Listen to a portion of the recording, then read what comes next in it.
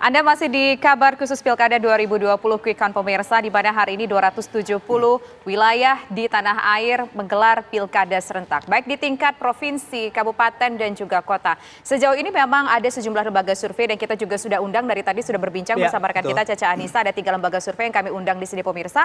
Ada dari Indobarometer, maksud saya dari Indikator, kemudian dari Poltreking dan juga LSIJA. Ada juga peneliti LIPI ya yang sudah setia bersama kami sejak awal program kali ini dan hingga nanti berakhir ada Mbak Siti Zuhro. Nanti kita ngobrol-ngobrol lebih banyak lagi. Saya sapa dulu ya Mas Burhan, Bang Haji, Mbak Wiwi sama Mas Hanta Yuda nih. Ya. Siang Mas Hanta. Selamat siang. Sehat-sehat Mas? Bayu, Tisa. Siang. Kurang sehat ya. Kita doakan semoga lekas sehat. sembuh ya Mas Hanta. Amin. Oke, Terima kasih. Mas Hanta, kalau siang hari ini update yang diterima oleh Poltreking untuk Tangsel ya? Kita Tangsel enggak ya. Ini yang mungkin saya mau bagikan beberapa data yang paling banyak itu ada di Provinsi Sulawesi Tengah. Oke. Yang terbaru gimana Mas Hanta? Gimana? Yang terbaru datanya? Ya, data terbaru Sulawesi Tengah itu sudah lebih dari 40%, sudah mendekati angka 50%, sudah semakin stabil. Pasangan nomor urut 1 itu Hidayat di angka 41%, sementara kemudian Rusdi Mastura 59%. Jadi angkanya sudah semakin stabil ini, proporsi data yang masuk. Meskipun saya tidak mau buru-buru, tapi sudah semakin terlihat untuk memprediksi pemenangnya adalah pasangan nomor urut 2. Ini juga selinier dengan hasil exit poll Poltreking Indonesia. 41 versus 59 di data menuju 50%, di atas 40%. Kemudian kedua, data yang juga sudah cukup banyak mendekat untuk Indonesia Barat ya waktunya sudah mendekati 25%, data sementara untuk Kota Medan. Tetapi belum bisa konklusif ya, belum bisa disimpulkan. Pasangan nomor 1 Pak Akhyar itu di 44%, kemudian 44, ya, kemudian Bobi Nasution di 55 sekian persen. Lalu yang ketiga yang sudah cukup banyak juga ada di Provinsi Sulawesi Utara. Sulut itu mungkin sebagian besar sudah bisa memprediksi juga di survei-survei maupun exit poll juga sejalan. Yang tertinggi itu data yang masuk juga sudah 20% lebih. Yang tertinggi di Oli, Pak Oli itu incumbent di angka 57%. Kemudian Bu Teti itu di 34%, Foni di 9%. Itu data yang sudah relatif banyak. Kemudian juga sudah beberapa data yang masuk. Kemudian Surabaya juga cukup tinggi. Sementara itu yang unggul ada pasangan Eri Cahyadi. Surabaya berapa persen Mas yang sudah masuk Mas? Data yang masuk untuk Surabaya sudah di atas 20% ya, tapi tetap belum bisa disimpulkan. Oh, sudah 30%.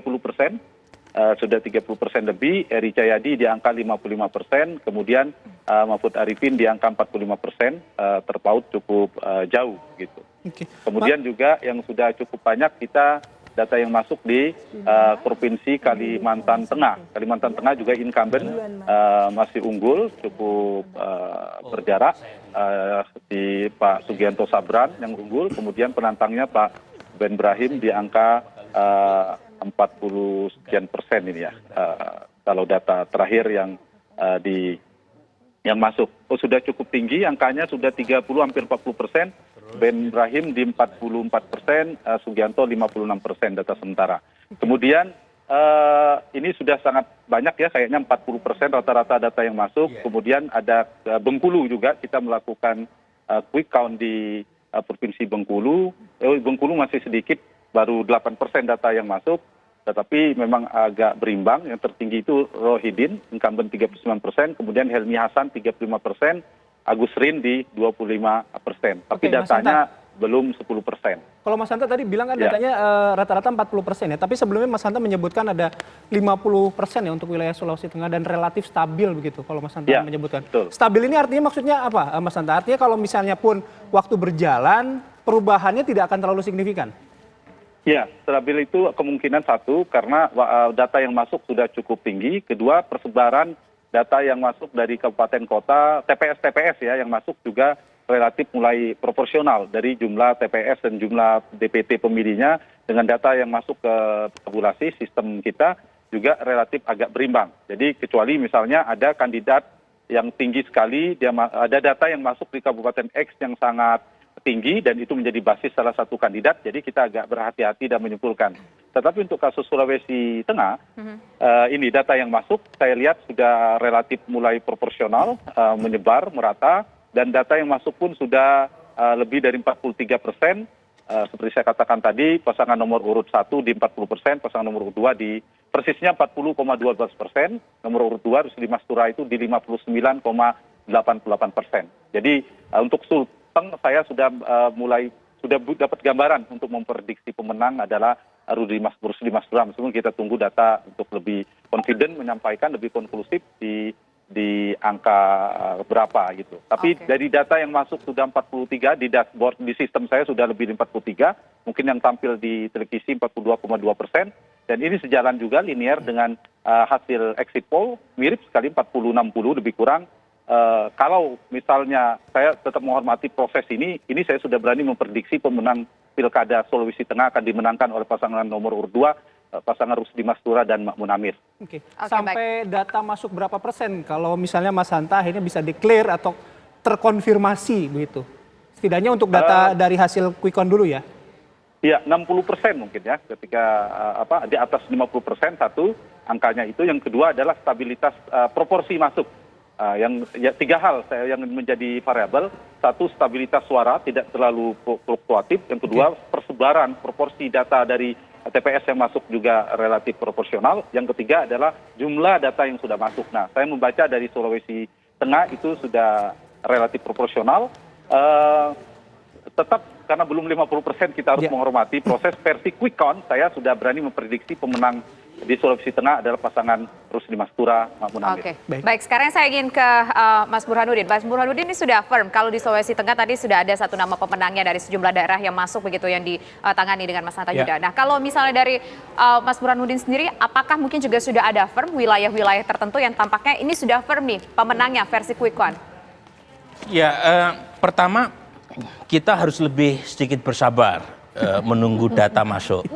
Karena berapa kita mengambil kesimpulan untuk mendeklarasikan secara tidak resmi siapa yang menang, itu tergantung banyak hal. Misalnya tidak lantas ketika data masuk 70%, kita langsung buru-buru mengambil kesimpulan menang, kalau tidak proporsional dari sisi wilayah. Misalnya data 70% masuk, tetapi yang masuk dari basis calon tertentu, meskipun 70% masuk datanya itu tidak proporsional. Nah, biasanya kita bisa cek di sini, di grafik stabilitas suara sama proporsi data masuk dari berbagai macam wilayah. Nah, itu kita bisa cek di situ. Cuma kalau selisihnya terlalu lebar seperti Sulawesi Tengah, itu kan selisihnya lebar.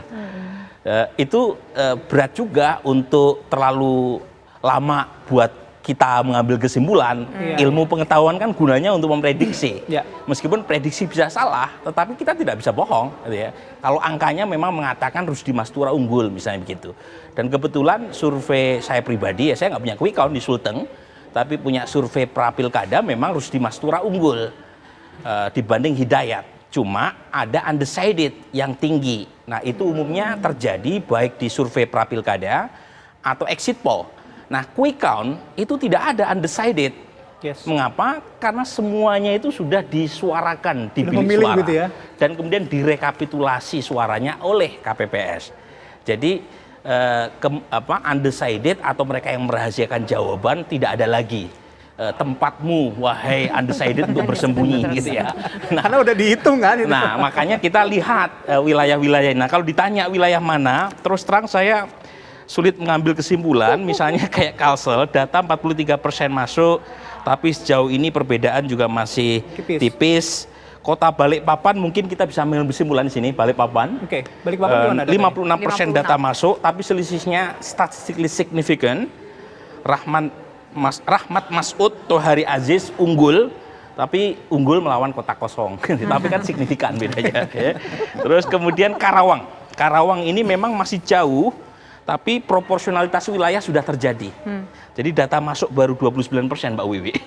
Tetapi dari sisi wilayah semuanya udah pada masuk datanya. Jadi kemungkinan besar Karawang kembali dipimpin oleh Bu Selika ya. Kali ini pasangannya adalah Pak Aib, karena pasangan yang lama maju melawan Bu Selika dalam pilkada kali ini ya. Tadi Mas Burhan sempat menyinggung Kalsel ya? Ya. Kalsel. Tadi kita juga Tangsel? sempat Tangsel. tampilkan dulu ya. Seru nih Tangsel. Tapi data yang masuk masih kecil. Kalimantan Selatan. Nah ini suara masuknya 46,33%. Masih sedikit ya? Masih ini berapa Tangsel, persen? iya betul. Oh, Dari Tangsel 46,33%. Kalau melihat angka ini, bicara soal selisih kemudian data masuk, gimana Mas Burhan? Saya belum berani mengambil kesimpulan. Pertama, saya sudah cek data masuknya masih di bawah 50%. Yang kedua, gitu ya, wilayah yang masuk itu belum proporsional. Jadi beberapa wilayah itu belum masuk dan itu agak bias ke Muhammad Saras.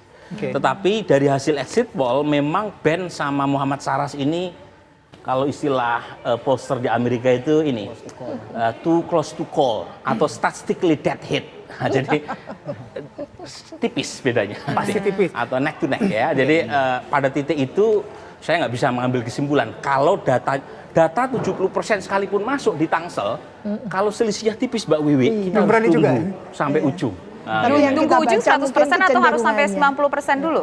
Kalau selisihnya tipis, Tisa, kita harus tunggu bahkan bukan hanya 90%, sampai 100%. Oke. Tapi kembali tadi itu dikatakan bahwa tugasnya intelektual itu menganalisis kecenderungan gitu ya, bukan kesimpulan tapi kecenderungan, tidak tertutup kemungkinan karena kompetisinya adalah tadi itu sebetulnya incumbent ya, satu sekda gitu ya, yang kedua juga sudah wakil waktu itu, sehingga tidak tertutup kemungkinan memang tidak terkerja yang nomor 3 itu. Coba lihat nanti. Mungkin ini baru declare nanti akhir-akhir gitu ya Mas. Kalau misalnya si Malungu ini bedanya kan signifikan. Ya, itu mungkin mudah untuk mengambil kesimpulan. Data baru 50%, kalau data masuknya proporsional kita mudah mengambil kesimpulan. Tapi kalau Tangsel sampai ujung, mengapa sampai ujung? Jangan lupa, quick count itu sampling. Dia bukan seluruh TPS. Jadi 100% sekalipun data masuk, kalau misalnya selisihnya dalam margin of error, itu pollster manapun tidak boleh mengambil kesimpulan cepat-cepat. Jadi ya kesimpulannya cuma satu, wallahu a'lam bishawab. Dan tunggu sampai akhir. Nah, kalau dari LSI sendiri seperti apa? Apakah sudah terbaca juga kecenderungannya untuk Tangsel? Kalau Tangsel mungkin data masuk di LSI lebih banyak signifikan ya. Hampir 63% data masuk ya. Dan kita lihat dari sisi pertama, dari sisi elektabilitas memang pasangan Benyamin ya dan Pilar Saga Ihsan dalam posisi yang unggul ya di angka 44%. Kemudian posisi kedua di pasangan Muhammad Rahayu di angka 36% ya. Kalau kita lihat dari sisi data, pertama pergerakan datanya sudah mulai stabil ya. Sudah mulai stabil, kurang lebih dari sekitar 30 menit yang lalu ya. Kurang lebih sejam yang lalu ya, sudah mulai stabil datanya ya. Data pergerakan suara. Kemudian yang kedua proporsi sampling yang masuk ya, TPS yang masuk juga cukup proporsional ya, karena hampir semua zona kita rata-rata sudah di atas 60%, kecuali hanya di zona Ciputat Timur yang angkanya masih di bawah 50%.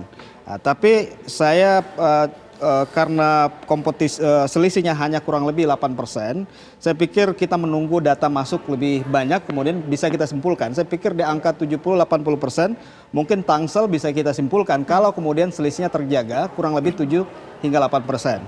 Kedua adalah saya ingin masuk ke data yang lain di kota Samarinda ya, karena datanya sudah di atas 80%.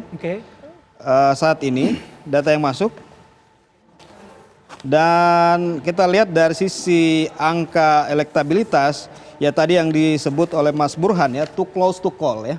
Karena ada dua kandidat yang posisi elektabilitasnya, posisi dukungannya kurang lebih sama di angka 35-34 ya. Pasangan Andi Harun Rusmawadi Wongso 35,74%. Dan pasangan Zairin Sarwono 34%. Jadi selisih hanya kurang lebih 1%. Walaupun data masuk 86%, tapi sulit sekali kita menyimpulkan siapa yang akan menjadi pemenang versi quick count di kota Samarinda. Sebaliknya kota Makassar, data masuk di kita 72% ya, kota Makassar. Dengan selisih antar kandidat, ini sudah mencapai kurang lebih sekitar 8% ya. Selisih antara pasangan Dani Pamanto dan Fatmawati Rusdi berhadapan dengan pasangan Api dan Rahman Bando ya. Ini ada sekitar 8% selisihnya. Data masuk 73%. Kita lihat stabilitas dukungan atau stabilitas suara juga cenderung stabil ya. Dari 1 jam yang lalu, proporsi data masuk juga hampir rata-rata di atas 60%.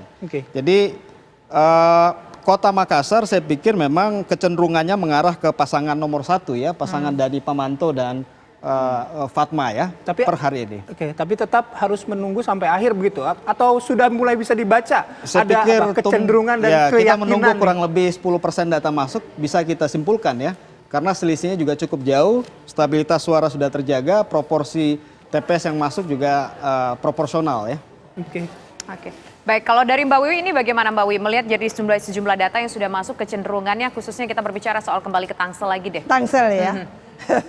Ini menarik ya, sejak awal menarik karena 3 pasangan calon itu punya background yang luar biasa ya, orang besar-besar di balik di belakangnya. Dan kalau kita melihat karakter pemilih ya, Tangsel ini kan daerah pemekaran ya, dan kota dan banyak kampus di sana, dan saya melihat memang karakter apa ya, masih lekat dengan mungkin keturunan Bu Atud dan sebagainya itu masih kuat ya, masih ada. Apalagi ini kan dipasangkan dengan masih keponakan Bu Airin gitu ya. Kalau nggak salah nomor 3 kan seperti itu. Beliau juga wakil, paling kurang sudah ada lah kesepakatan yang di situ petaknya gitu ya, voters gitu kan. Apalagi kemarin Bu Airin turun langsung kan gitu, tim suksesnya ya. Dan dia ketua DPD partai politik kan. Jadi menurut saya tidak tertutup kemungkinan memang kans dari nomor 3 itu melihat baik dia sebagai calon gitu ya. Karena pilkada itu lebih menjual calon sebetulnya, lalu ditopang oleh katakan gitu ya karakter dari pemilih, perilaku pemilih yang cenderung gitu kelihatannya kepada keturunan juga kan gitu ya. Tidak tertutup kemungkinan memang nomor 3 itu kansnya juga besar, kelihatan seperti itu. Meskipun selisihnya tidak terlalu besar ya dengan Pak Muhammad ya, Mbak Saras itu, tapi namanya kontestasi itu selisih 1 juga menang kan gitu. Artinya tidak ada kejutan gitu di Tangsel?